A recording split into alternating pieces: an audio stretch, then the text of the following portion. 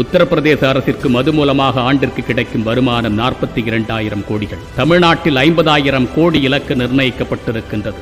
கேரள அரசாங்கத்திற்கு சென்ற ஆண்டு மட்டும் 18,500 கோடி மதுவின் மூலமாக வருமானம் கிடைத்திருக்கின்றது.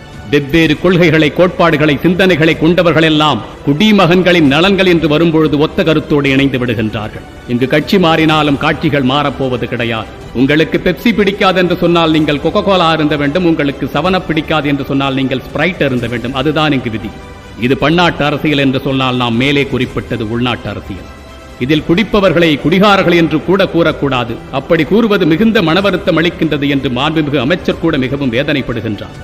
குடிப்பவர்களை மதுப்பிரியர்கள் என்று கூற வேண்டும். அப்படியாயின் பாலியல் குற்றவாளிகளுக்கு பெயர் என்ன சொல்வது? காமப்பிரியர்கள் என்றா அல்லது காம மிகுதியாளர்கள் என்றா?